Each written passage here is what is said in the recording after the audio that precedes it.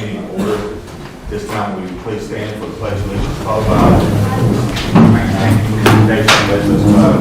Reverend Howard. I pledge allegiance to the flag of the United States of America and to the republic for which it stands, one nation, under God, indivisible, with liberty and justice for all.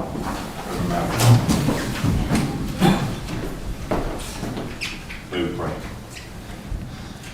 Father, we thank you for the opportunity to be here this evening to discuss the business of this town and some things that we have going on. I thank you for these councilmen and their willingness to serve in this capacity. And Father, I pray that you give them wisdom and guidance as to which direction to take our town in. And Father, I pray for all the other leadership that is in this room. I thank you for each one of them. And Father, I just ask your blessings on our meeting here tonight. Be with Mayor Buchanan as he leads. And Father, just pray that all that's said and done here will be done in accordance with your will and bring your honor and glory both now and forevermore. In Jesus' name, amen. Amen.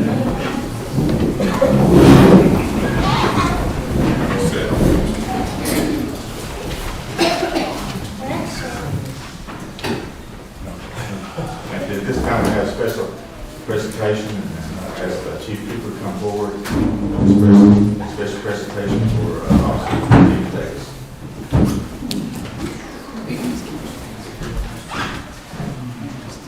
Thank you, sir.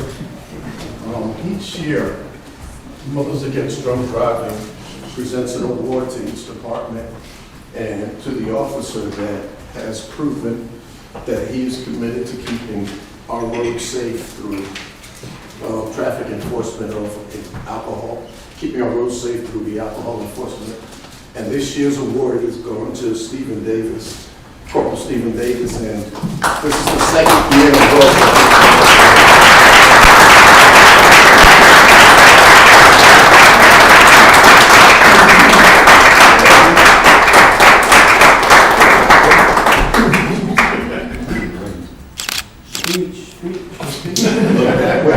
You got it?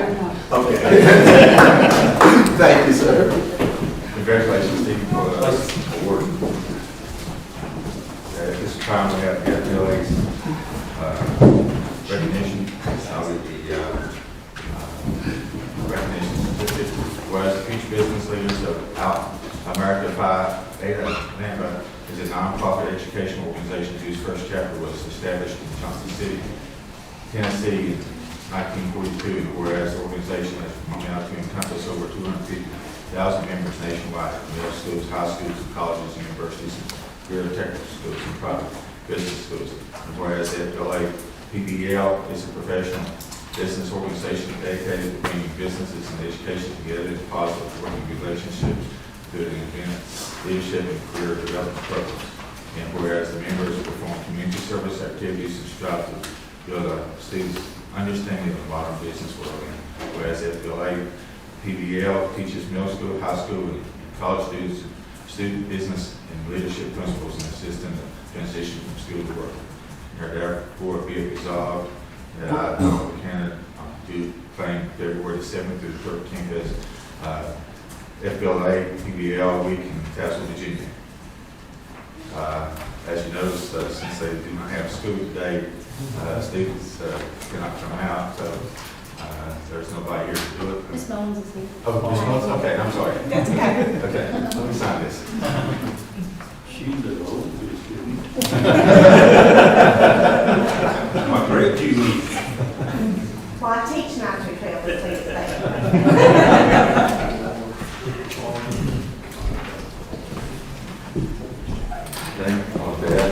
Tazewell would like to give this certificate, and it's a great honor. We've done this many years, and the students. In fact, I guess we got some of them that actually stay with us. So, congratulations.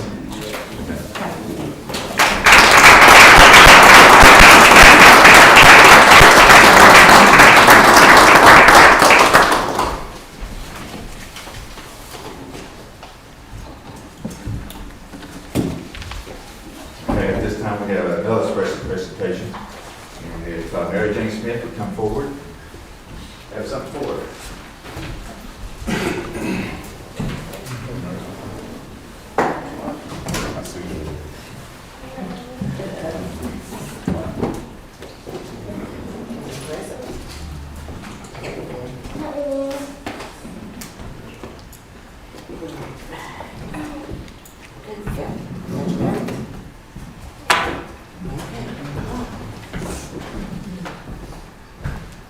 Mary Jane and I go way back. No, you're not.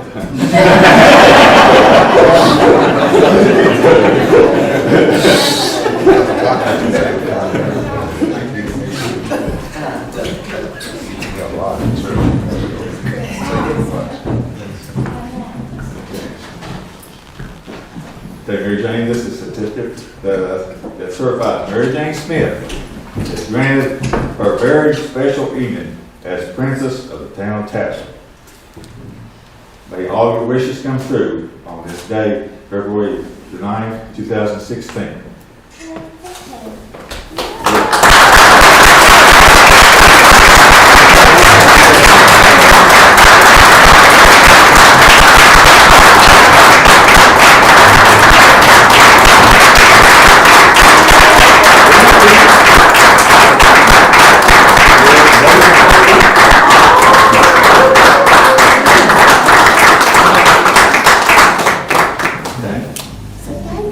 Let me set this right there. We got something. We have our own very own crown.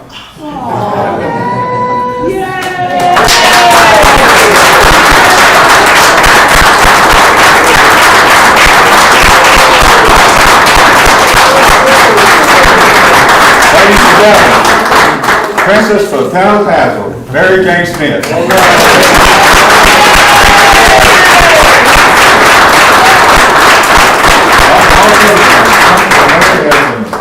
Again for her.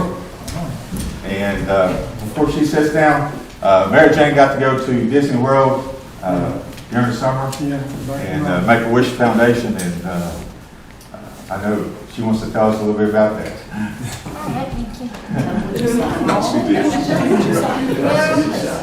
Yeah, let's get the mic right here.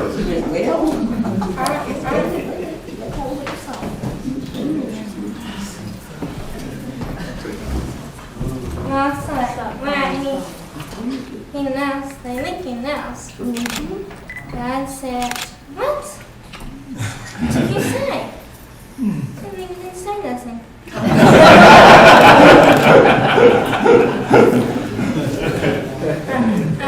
Well, again, huh? He's out there nowhere. Councilman Murray is. Mary Jane, you love Mickey Mouse? Yes, And they I. said you love Minnie Mouse. Well, I'm gonna Is get. that right? Well, I'm gonna get. And when I got you Mickey and Minnie kissing in a watch for you to wear.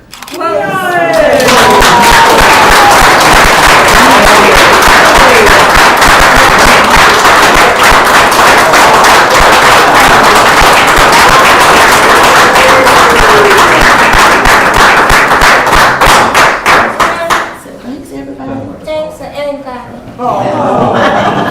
10 o'clock. Not enough time. Good job.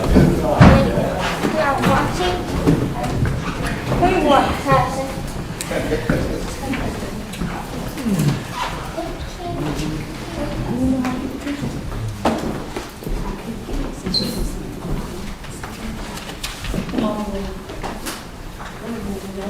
Mary Jane, I'll get Mr. Aaron to call you tomorrow and congratulate you for being the princess. Dad. At this time, with Rick Mowry, come forward.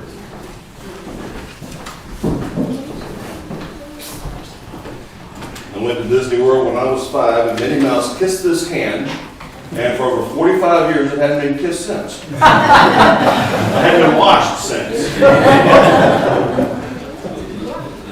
My given name is Richard Mallory, and I go by Rick, and I currently live at 114 Benbolt Avenue here in Tazewell. And I currently have the privilege of serving the Fincastle Baptist Church as pastor. But I rise this evening not solely as the pastor of Fincastle, but also as a member of the Tazewell Ministerial Association. As I'm sure you all know, our economy has been suffering for quite a while in our town and in this region. In my almost 3 years as a resident of Tazewell, I've learned just how important the coal industry is to our region. The success of Southwest Virginia, Southern West Virginia, and Eastern Kentucky rises and falls with the coal industry. It seems for the past few weeks, more and more layoffs are occurring in the coal industry, and I'm sure you realize this affects just about every other part of our town, too. Small businesses have closed or severely cut back due to lack of business. If a household has no income or severely cut income, then there is less and less money to spend in our town, less money for dining out, shopping, and entertainment. It also affects the church, as income is limited. Donations to nonprofits, including churches, go down as well. And this happens at a time when nonprofits are called upon to help the most. Finally, it places a great burden upon our Department of Social Services. More and more families will come to social services seeking medical assistance, housing assistance, and food assistance. In the days ahead, this may only get worse. I was severely burdened by this a little over a week ago upon seeing an article in the Bluefield Daily Telegraph. In this article, nearly half of the congregation of the Princeton Church of God came forward for prayer regarding job situations. The president of Citizens for Coal, Rhonda Horton, was quoted in the article as saying, "Today, more than 10,000 West Virginia coal miners are unemployed." Now, I understand we're in Southwest Virginia, but the trend continues. Today, more than 10,000 West Virginia coal miners are unemployed, along with 40,000 support workers. Businesses from large coal companies to small mom-and-pop grocery stores are going bankrupt or closing their doors. Families are losing their homes, their cars, and lifetimes of possessions and memories. Our people are drowning under the agony of drug and alcohol abuse, and the crime that seems to walk hand in hand with it. My friends, Scripture implores us to pray in every situation. Proverbs chapter 3, verses 5 and 6 says, "Trust in the Lord with all your heart, and lean not on your own understanding. In all your ways acknowledge Him, and He shall direct your paths." In 2 Chronicles 7:14, we find that my people who are called by my name shall humble themselves and pray and seek my face and turn from their wicked ways. Then I will hear from heaven and will forgive their sin and heal their land. James chapter 1, verse 5 says, "If any of you lacks wisdom, let him ask of God, who gives to all liberally and without reproach, and it will be given to him."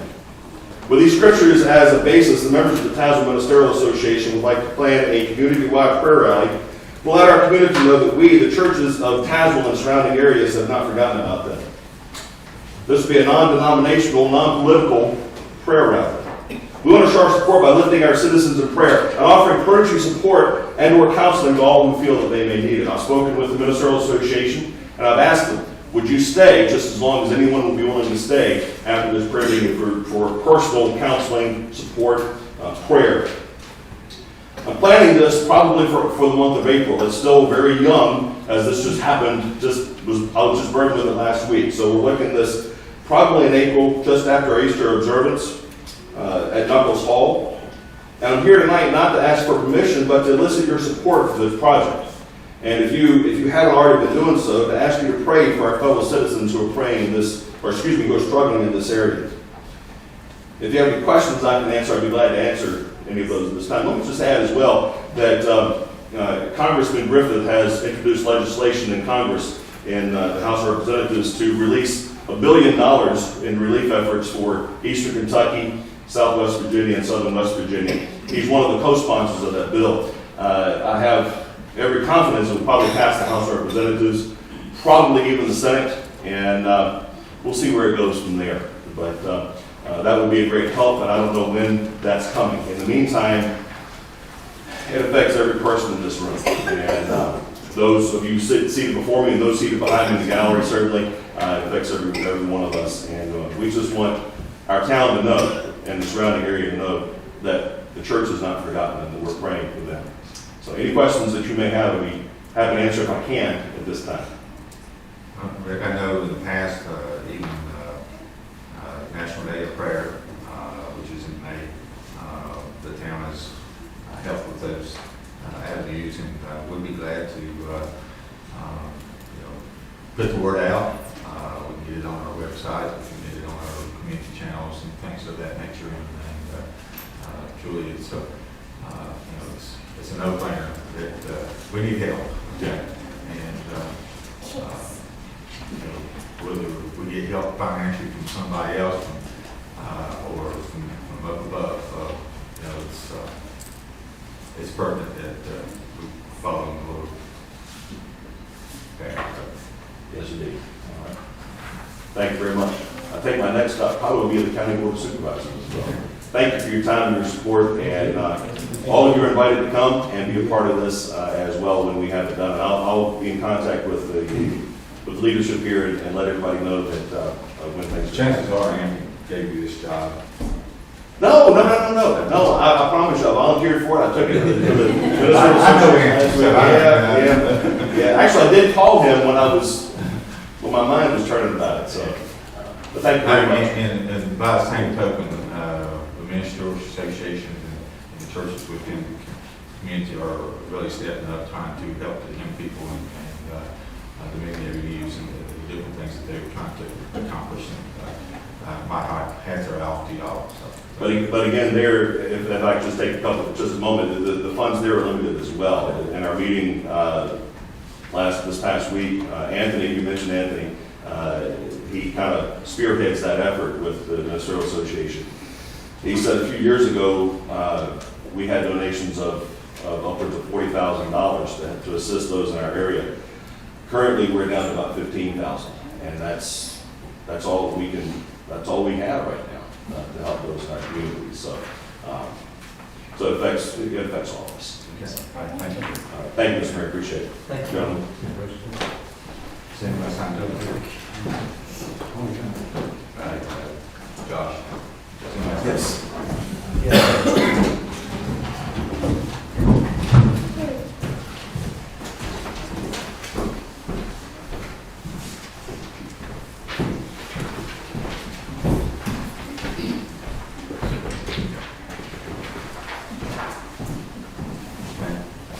This time, anyone for public comment, anyone who wishes to speak, please sign up for the meeting and please state your name and address and name of your presentation in 3 minutes. This time, Michael Walker. I'll come up here. Yes, sir.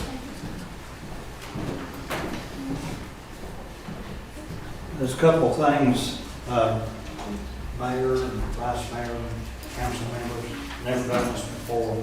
There's a couple things I'd like to, real quick. There's the traffic, that's first thing, coming from the elementary school. When it comes down around to the football field onto the road, they're backing up into the road, and we have to go over into the other lane to get by there. And what it is these cars are not moving because they're there early trying to pick their kids up. And I just want to know if there's anything that could be done to help with this situation, because it's a pretty bad situation right there. I don't want to say anything about my employment or anything, but I'm around to there quite a bit. And the other thing that I would like to address to the town council, I feel that it is very important and very needful that we need to do something about. And that is the back of the Dragon restaurant, store, and brew house that they're putting in right beside the Little League field.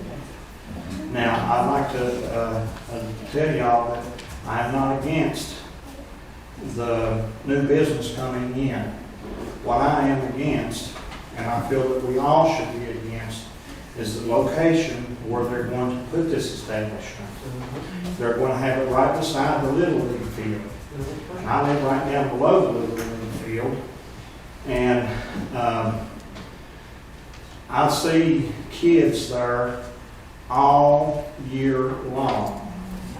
And I don't think that this is a good mix for children at the Little League field be looking at motorcyclists and beer.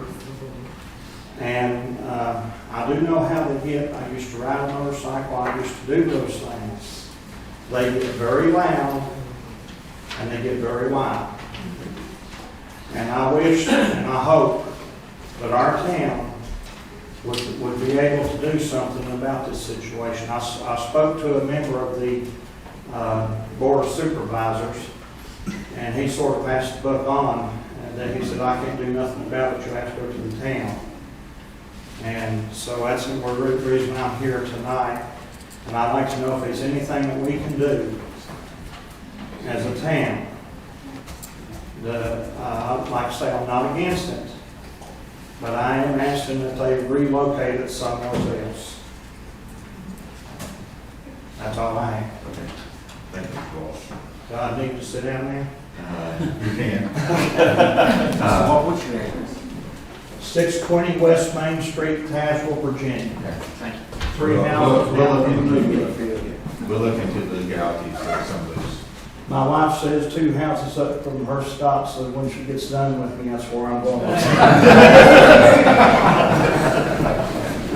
They'll be glad to see you. I understand their business is bad too.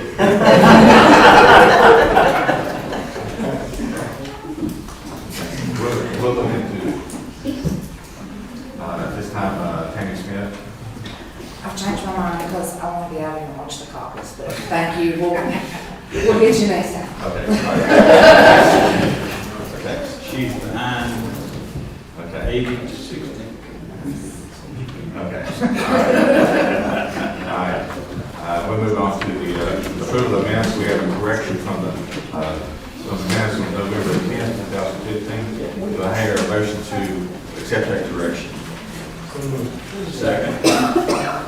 Any discussion about that?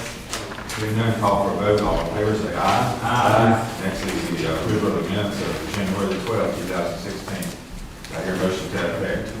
So moved. Do I have a second? Second. Any additions or corrections? Hearing none, call for a vote. All in favor, say aye. Aye. Motion carried. Next is the approval of the financial statements. Do I hear a motion to accept the financial statements? So moved. I have a second. Second. Are there any additions or corrections? Hearing none, call for a vote. All in favor, say aye. Aye. Next on the agenda is presentation of the project and activities. Hear a motion to accept those. So moved. And hear a second. Second. Any additions or corrections to those? Hearing none, call for a vote. All in favor, say aye. Aye. Motion carried. Next on the agenda is Mr. Day, Route 61. Okay, last Friday, as you well know, we're widening the corridor from Lincolnshire out to 460 corridor.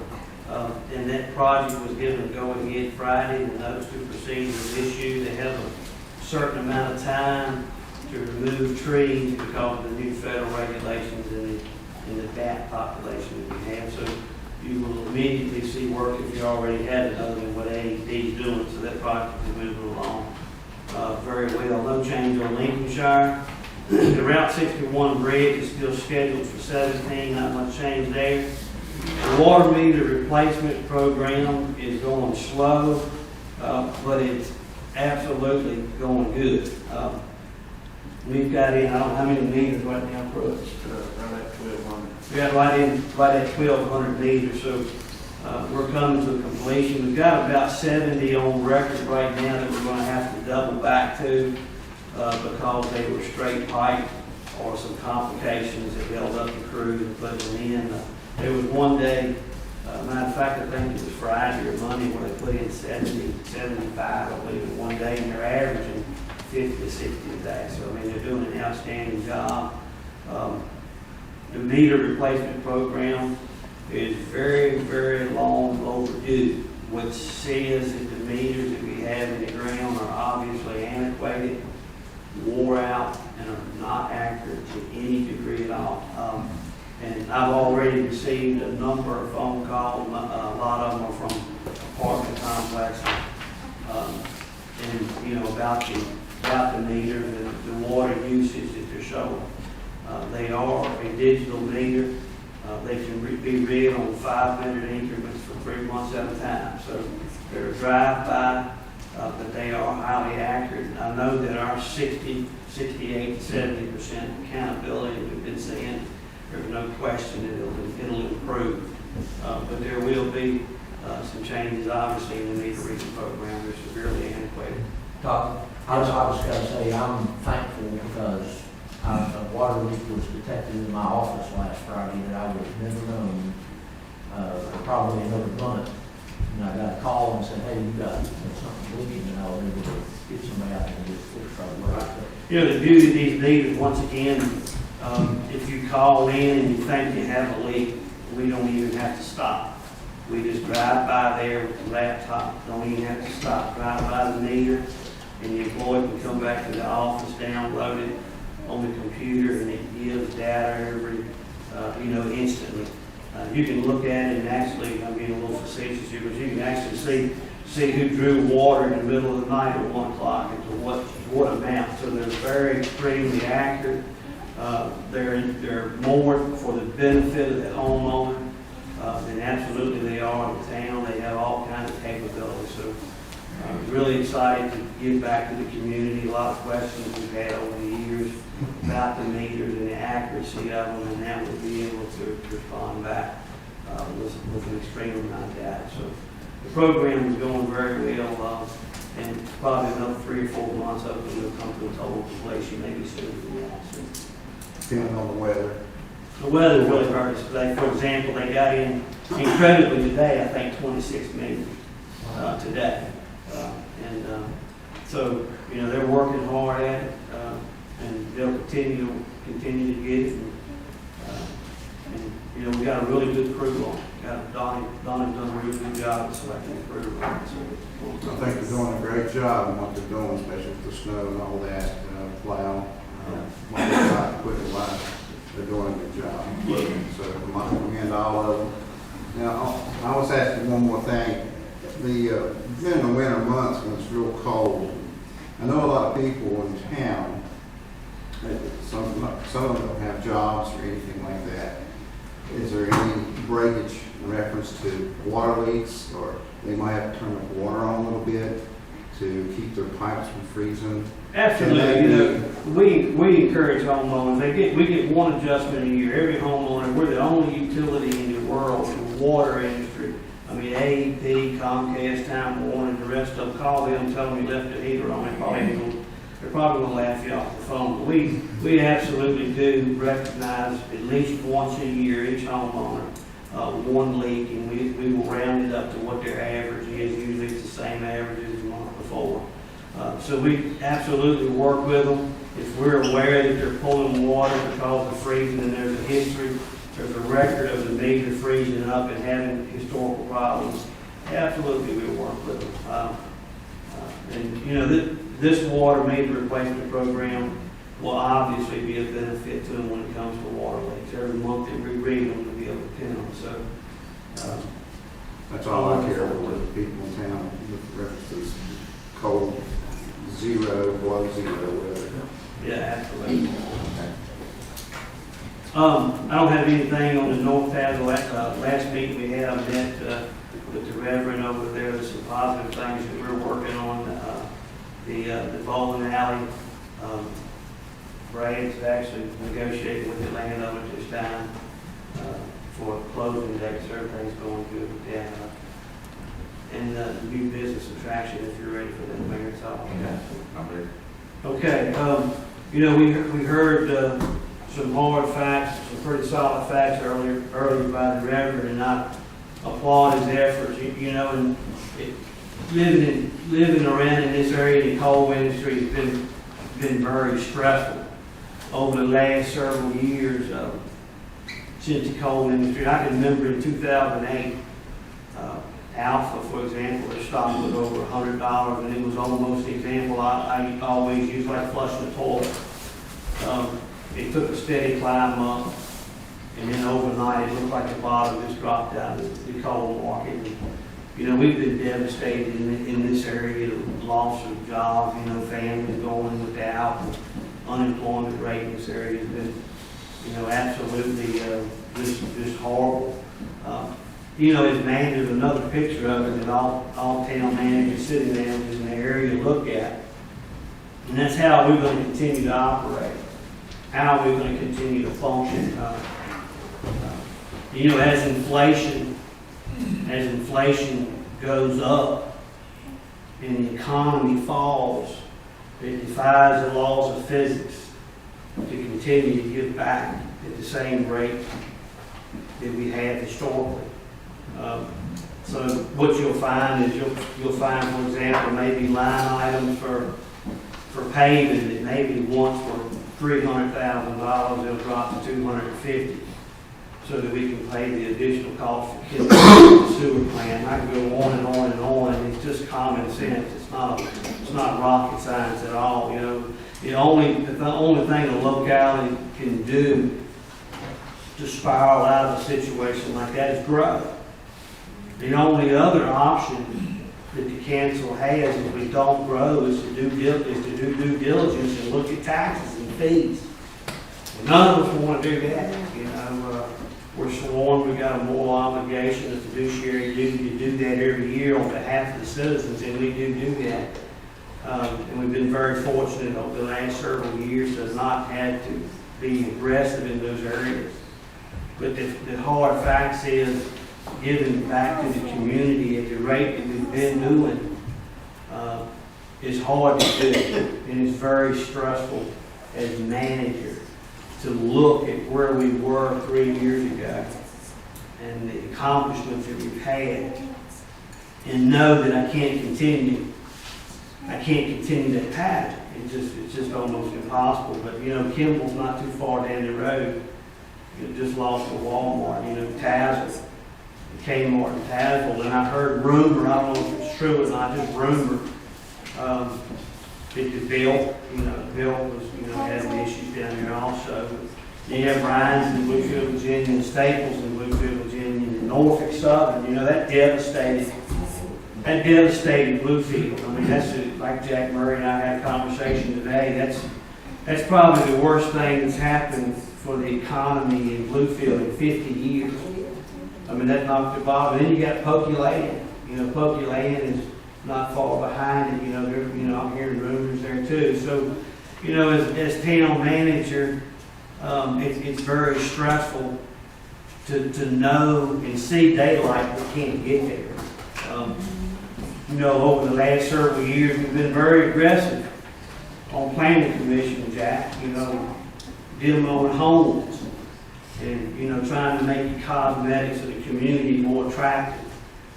But I'm here to tell you, if things don't change, we can't keep doing it. Because that's a tax. We demo these homes that are dilapidated and $5,000 or $6,000 here, and another $10,000 here, and another $10,000 and $20,000. It just it's bleeding the locality to death. But on the other side, a lot of people would say, how can you not afford to do it? And my perception of economic development is you don't slow down when there's hard times when it comes to economic development. That's when you put your best foot forward. That's when you step up to the plate and try to improve curb appeal. And I'm a big fan of curb appeal. Look at the sidewalks that, we did a couple of years ago. We're still working on. Donnie worked on, Tazewell. We were just all over the place. Water lines, sidewalks, paving. When there's businesses out there that are fortunate enough to be able to relocate or maybe establish a new branch or a new office somewhere, it's no different than you and I looking at a home. If we don't like it at the curb, what are we going to do? What are we going to do, Jack? We're going to keep going, right? You have to keep calling forward. Yeah, you just keep going. It doesn't matter if the kitchen's lined in gold and silver. You'll never see it if you don't get by the curb. So, I'm very passionate about, making the community look good. And, thanks to Tazewell, today and the other groups have stepped up since then and to help out in the community. Kim Senthala and myself and staff have been working for over a year on planners and cosmetics and beautification all over town. And, to sit back and have to, and know where the economy is going, but yet juggle whether we can continue to do those things or not is really stressful as town manager anyway. I've got a very ambitious, I've got a very outgoing staff that want to improve what they do in their departments. And, I'm judging opinions. And it's kind of tough. But with that being said, I had a gentleman in my office this morning. He was from North Tazewell. And out of respect for him, I won't say names, but he came to my office this morning and he looked at me and he said, what are we going to do? And I never met the gentleman before, but he said, what are we going to do? What are we doing around here to help the economy? What are we going to do in the area to improve the businesses? He said, this is unreal. My grandkids left My kids left, obviously, my grandkids left the area, there's nowhere to work at, you know. What are we gonna do with it? And I talked to another individual today that actually owns a car lot in town, and we were, the call was transferred from up front, and, you know, he specifically talked about how in 2014, gross was this, and this year was calculated, it was down a tremendous amount. Well, that leads back to tax dollars.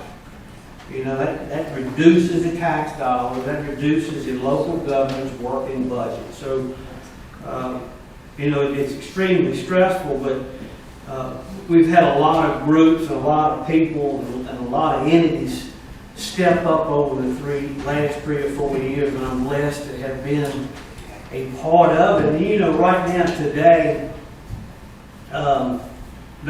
we have, I know, six businesses that are looking at the town. They're not big businesses, and the majority of them are even establishments. But it's very exciting to encourage them and work with them and give them a one-on-one name and a face to work with to make them successful. Most people don't realize the stress on the locality when these times like this take place. But that being said, you know, back in the mid-'80s to late '80s, if you were in the construction industry and you couldn't make money, you probably just wasn't getting up out of bed in the morning. There was a lot of construction going on, a lot of businesses, a lot of things going on, a lot of nice cars running up and down the road. It was a really good time back then for the economy. The economy was real good. And the mindset for a lot of local government officials was, let's ride it out. Let's continue to give back to the community. Let's continue to do what we do. But when the economy turns and puts us in a position like this, you really have to, as a local government official, step outside the comfort zone to address it. How do you address it? Because I'll be the first to tell you, a business operates on who comes through the front door. Local government operates on the businesses that reside within the political jurisdiction and the taxes that they pay. So the perception of that is we sit back and count pennies and find other ways to make dollars. But we don't do that. Our budget, I just talked to my bookkeeper last week, and for a town that's got a $6 million budget, we had $20,000 we think. So we're in the black, but $20,000 for a $6 million budget, that ain't too pretty. That's not a very comfortable feeling, and I've watched it kind of dwindle for the 3 or 4 years that I've been here. So they canceled 2 months ago. We looked at hiring an outside source to come in and work with the town to create an incentive. And I'm just tickled to death tonight to lay on the table an incentive that I feel like has the potential to turn the tide for the town of Tazewell and the region, the county, maybe even Tazewell County. And we're not done with it. It's a start. We have another 15 pages to add to it, and maybe some small changes to take place. But this incentive that we're looking at, I feel like in time will make a difference, and it's got to make a difference. It's got to work. We don't have any choice. You get to a point, and it's just got to work. If it don't, this little bald spot I have right there is going to be all up here. But the name of the incentive that I'm introducing tonight is called the New Business Attraction Grant. And I'm just going to read a portion of it. I'm not going to go into big detail, but I had a representative, a member of our community here about 3 months ago, said in the council meeting, actually said, well, what are you doing for business? Other than the enterprise zone and curb appeal, what are we actually doing? And I have a response tonight, which once again is just a start. But with that being said, the town of Tazewell IDA will grant to a qualifying business an amount equivalent to 100% of new tax paid to the town of Tazewell during a qualifying calendar year. So what that says is that if there is a business, a national business, a chain business that wants to locate in the town of Tazewell, that's going to supply jobs for the community, for our children, for our grandchildren. If you want to locate in the town of Tazewell, there is a large possibility that 100% of the taxes paid will be refunded back. Now, everybody that's got some history with local government knows that you cannot evade taxes. Taxes have to, by law, be paid to the jurisdictional due. But the IDAs can give back grants that are equal or to a percentage level. So I'm excited about it. The opportunity to locate a business here in town. What better advertisement can we have, Glenn, than to advertise in VML Magazine, VACO Magazine, Virginia Economic Development Partnership. And I see Mike Thompson sitting over there. Thanks for being here tonight, Mike. Mike's with the county. I know why he's here tonight. I appreciate it. But this is the first time, to the best of our knowledge, with documentation, it's ever been done in the Commonwealth.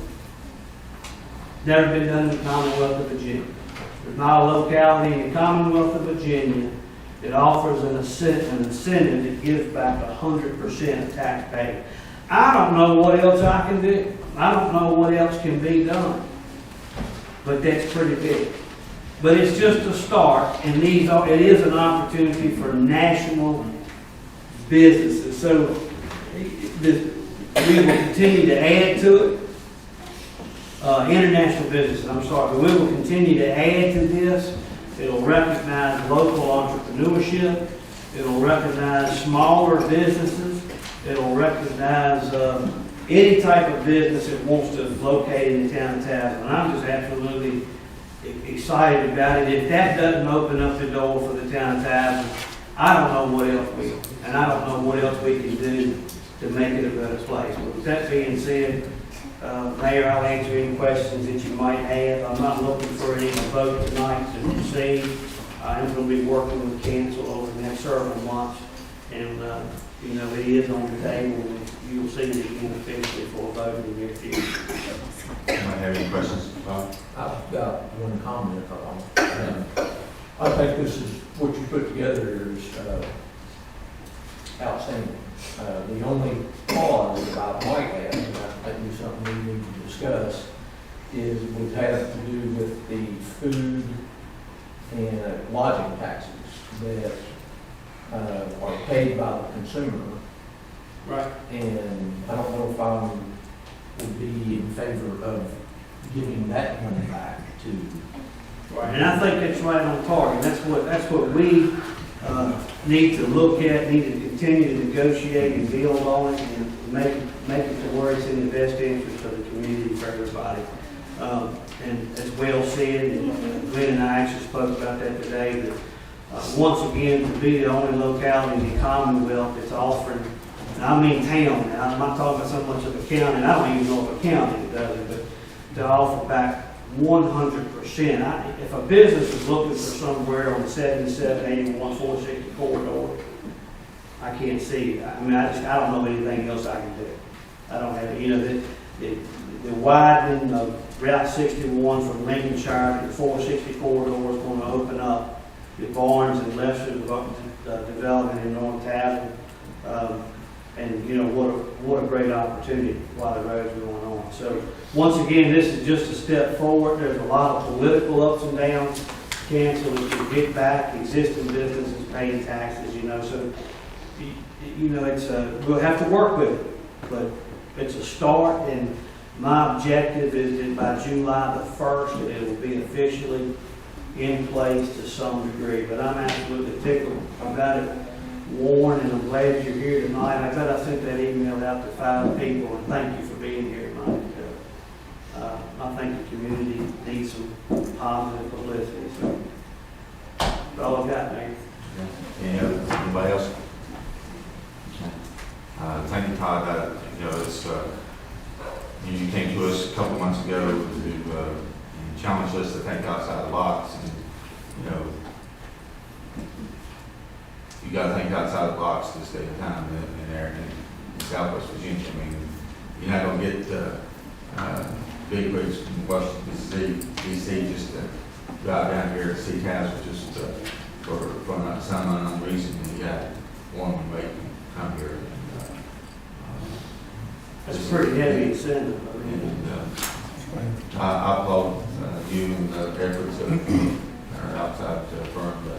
If you take what the county's done with the enterprise zone and what Mike Thompson's accomplished with the county and what the town of Tazewell's doing, and I hope it bleeds over with the other localities of the county.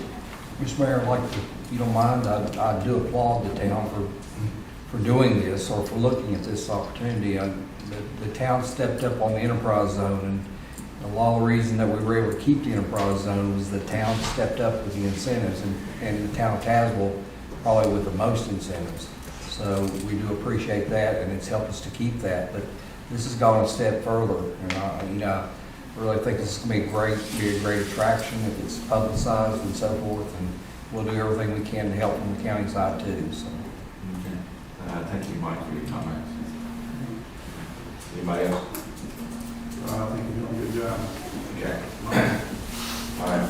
Probably want to give us an update. Yeah, the legislative trip this year was quite interesting. Everybody was well aware we had what's been so far the biggest snowstorm they were calling for, and a majority of the politicians or local government officials in the county were in Richmond. So it wasn't the best of years. We had the city, we met with the city and VDOT, several other entities down there. Had a really good meeting. Overall, could have been better. I actually came back a little earlier. I know the majority of the county employees had anticipated, more meetings and personal meetings with legislative set up. So we'll look forward to next year. I think it's very important anytime South, this end of Virginia gets to go to Richmond, we take advantage of it. So pretty good trip. Next on the agenda is the meeting conference updates, planning commission. Planning Commission met Monday, February 1st at 7 o'clock. One of the things we did, we discussed the boundary adjustments around town, which we're going to be working on for the next probably year or so. We discussed progress on the old houses in town and how much better it's looking with the ones that have been taken down and what's left to be done. We also discussed the comprehensive plan update, and we have set a public hearing on it for the Planning Commission for next month of March, and we will hold a public hearing on probably March 7th. And I think that's about all we've done. No discussion floating the street.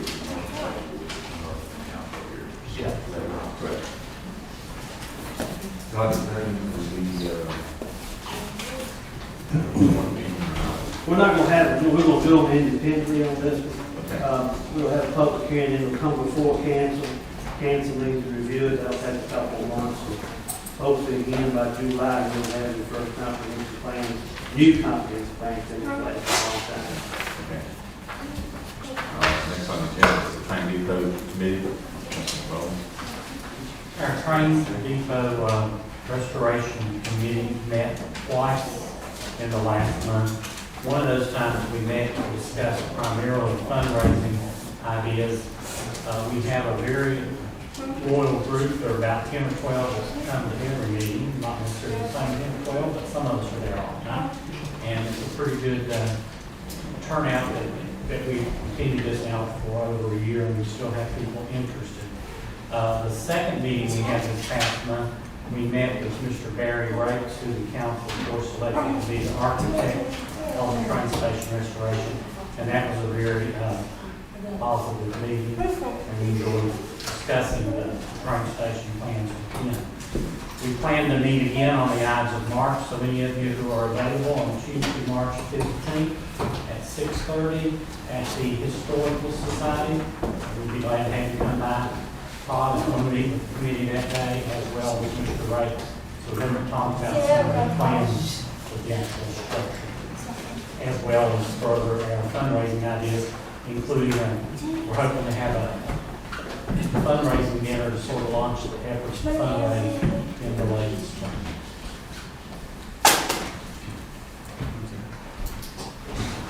Next on agenda is the airport authority. Okay, on the airport, I gave you a pretty good briefing at the last meeting, telling you about all the projects that's going on. And these are long-term projects. They don't just happen in a month or so. We're talking about a year, and sometimes maybe even longer than that. And, of course, those will continue to be supported by the FAA at 90%, the state at 8%, and local at 2%. We have the air show scheduled again for the fourth Saturday in August. This is right after school starts. And the reason we're doing that is trying to get all the kids back so that they can come up to the airport. And this will be a free event except for what you buy or rides that you may take. And we're going to have this year, we're going to have a air show, car show, and motorcycle show. Putting all three of them together for the community. So if you don't like airplanes, you may like the motorcycles or vice versa. But anyway, we think it would be real good for you to come up. And also, the airport is available for parties. We've had kid parties up there. We've also had a funeral up there. We've had a wedding up there. So the airport is available to be used. And if you want to come down and view, and the funeral was a washout. It was terrible. The water was so. It was just a terrible storm that day. It was awful. But everybody stuck in there. We had police from all over the state of Virginia. I saw some of them standing in the rain. I mean, it was pouring the rain. They stood right there for Sean Hess, who was a great deputy, killed in a car wreck.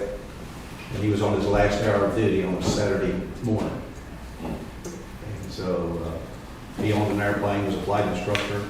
And we do have flight instructors if you want to learn how to fly. But if you want to buy an airplane, I'll build a hangar for you. So, so the airport is available.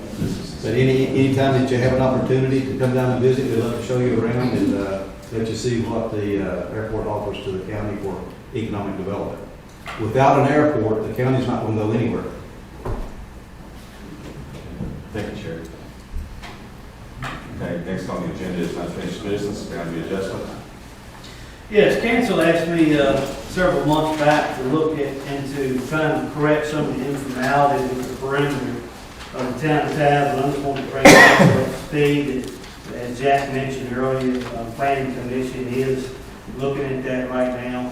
We'll be evaluating obviously cost, annexation. This annexation will not be an annexation. You have to do that every 10 years. You're limited to that, but it'll be a boundary adjustment. You know, we'll bring back finances, the cost of doing revenues and doing the expenses later on down the road. And hopefully in the next several months we'll have something to present to the council. I just wanted to let you know that that is on the way. And we are evaluating all areas outside the front. Next on the agenda is new business and request to close Lincoln Sharp Park for the Mountain Motor event on July the 30th. Okay, I got 2 dates there. If each of y'all will remember, those that had an opportunity to go out last year to the fairgrounds, the Mutter event, that Mountain Mutter event really brought it. And I'm just tickled to death to be able to work with charity to have it in Lincolnshire this year. There's 2 dates, and I apologize for not getting into conversations late this evening, but June 30th or September the 10th. I'm sorry, July 30th or September the 10th. We're looking at both of those dates. We're not real sure yet. But I would like to have council's blessing to proceed and work with charity and shut the park down for the day, just like we did the airsoft event to have it now. And yes, I would like to have both. I'll make that motion. I'll second. Motion and a second. Do we have any other discussion? Hearing none, call for a vote. All in favor, say aye. Aye. Next is the approval of inflatables for Spring Expo. Yeah, if you'll recall for the last year, I know we did last year, I think we might have done it the year before, but the Spring Expo was held at the same time. We mutter was last year. We've contributed to that event. We have a quote this year, if we pay within the next couple of weeks, for $3,375, and it will go toward the Ninja Challenge, the Disney Princess double-sided rock wall, bungee cord, bouncing, all that kind of stuff for the children, and just how y'all want to proceed. I have a motion for that there.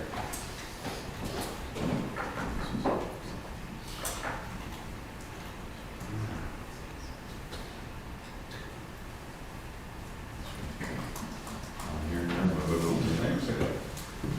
Okay, next is the emergency response plan. Okay, while David's on his way forward, last year, well, not last year, several months ago, I got an email from Robert Hill. Robert Hill is with RD, one of our funding agencies. We notified him that we had to submit an updated version of some documents, and looking back, we didn't have the original. We never did when the loan was implemented many years ago. We never did have the original. With that being said, there were two documents, and I'll let David discuss with you about them, what they are, and we'll discuss it further. Okay, council, the emergency response plan which you have in your package, it actually outlines our emergency procedures in case there is an emergency. It outlines who we need to notify, our primary emergency contacts, our secondary emergency contacts, our public contacts such as the Tazewell County Health Department, our media notifications such as WDA, with the book of the telegraph, any media that we use. As part of the emergency response plan, we actually entered into a mutual aid and assistance agreement.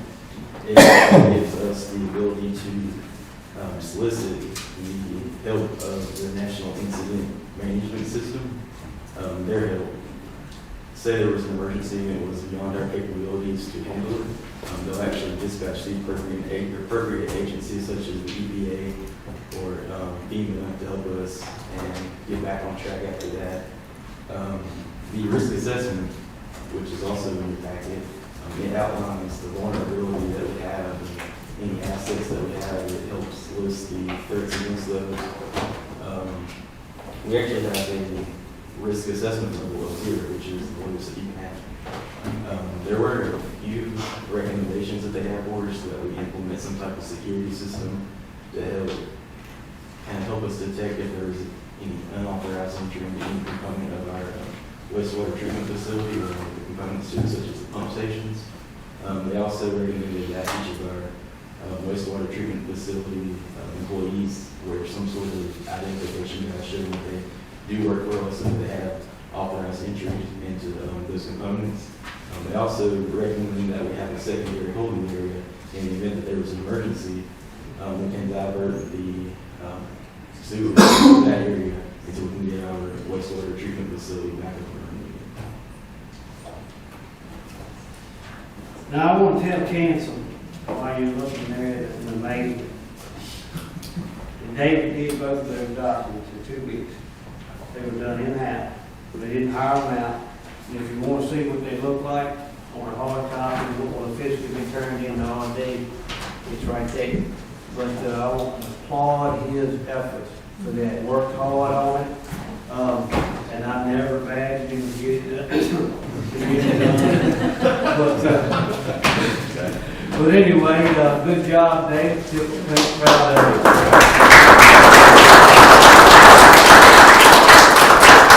David, you might want to take Bill Archer's name off of that thing. Keep him retired. He don't want to be talked. Hey, Tommy, sir, also just thankful for the water plant. Oh, the water plant has one, yes, sir. Okay. Yeah, they do. Yeah. We also can be appreciative to our FBLA and Ms. Mullins. We're trained. Very proud of you, David. He's come a long ways in 6 months.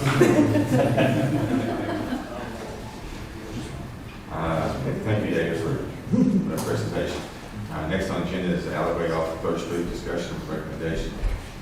Okay, I'd like to ask Chancellor, if you got your computer in front of you, if you look at the next item on the agenda, you've got a map there in front of you. Since my employment, back 3 or 4 years ago, I've got a number of complaints about activities, various activities that have taken place in one specific area in North Tazewell. The area is actually an alleyway that runs parallel to West Riverside Drive. It's right off of 3rd Street. And if you look at the drawing that you have in front of you, it's marked in yellow. So I talked to Chief Cooper.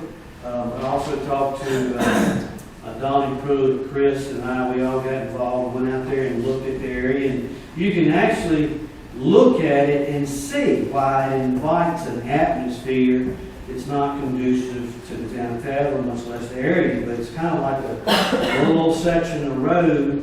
It sits off there between Mitchell and 3rd by itself, kind of lonely, unlit, and it does. I've got a lot of complaints about the area, various activities, and the police department's done an outstanding job. You know everything, but you can't always be there.